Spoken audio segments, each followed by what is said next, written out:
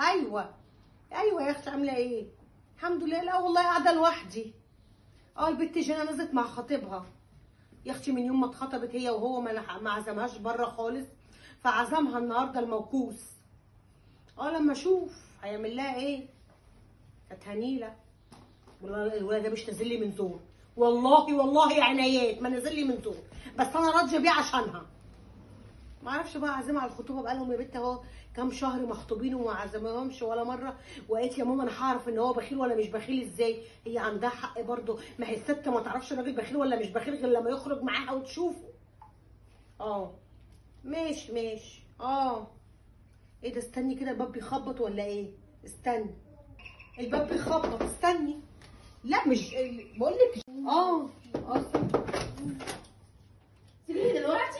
جنى في ايه يا بنت؟ عشان على اكل منه ثاني يا بنت ما لحقتيش يا بنت، الخروجه يا بنت ساعه ونص بس. اقفلي على النت، مش عارفه في ايه. بقول لك موكوس، انا بقول لك بخيل.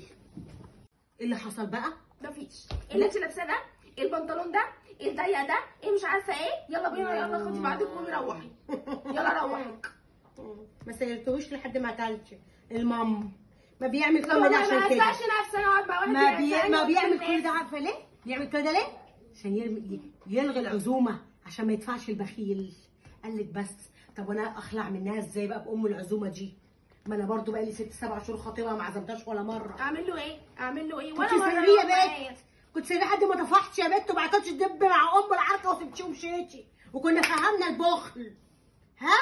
بقول لك ايه، خلاص انا مش جايه لك اقول لك عشان تقعدي تنتبهي. انت عارفه كنت قلت له خلاص يا حبيبي ماشي هبقى اغير ونشوفه. هو بنت هو ما قولي له ما انت خاطبني على المنظر ده، وانت شايفني نازلك فين؟ نازلك ببدله رقص في ايه؟ شايفني عار قاعده جنبه. انت لو نزلتي له اصل انت لابسه لي ضيق من ايه؟ اصل انت ازاي امك تنزلك بالقرف اللي امه كانت تموت اخده، ده انا وقعته صودا مني بخيل العره.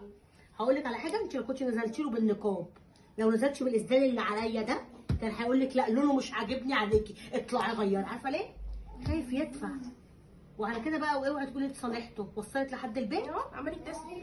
ما خلاص بقى العزومه اتنهت، يقول لك بقى اتصالحها بقى بكلمتين. كان ممكن يجيب لك باكو شهاده ب 20 جنيه، يقول لك اهو 20 جنيه احسن ما ندفع 400 500 جنيه. عارفه الرمه ده لو رديتي عليه اعمل له ايه؟ يعني انت عايزه نفسك خطيبتي؟ افسخ خطيبتك، ده بخيل يا بنت، هينشف ريقك يا بنت، هيخلي لك التلاجه كلها ميه يا بنت، هيغديكي فول وفلافل على طول يا بنت. ده بخيل من اولها كده. اتعرف الراجل، تعرفيه منين؟ من عزوماته. يشيل قربه مخرومه ما تخرجش غير على نافوخه. خلاص بقى اقول لك على حاجه عشان ترتاحي. انا مش نازله معاه تاني، ولا عايزه اشوفه ولا اعرف خلقته. وسيبيني بقى ادخل انام عشان تعبت خلاص. كل شويه سيبيه. اعمل لكم ايه اكتر من كده؟ يا اختي بنت موكوسه يا اختي، خليكي كده عيله موكوسه. ما شفتش زي بنت خالتي؟ بنت خالتي قسما بالله كان بيعمل معاها كده، كانت بتدفعه مشروبات واكل وغدا، وبعد ما اخذت منه كل حاجه سابته. خليكي انت بقى بنت خالتي. خليكي انت، انا كده حظ اسود في عيالي. يا ريتك كنت انت بنت يا بنت خالتي.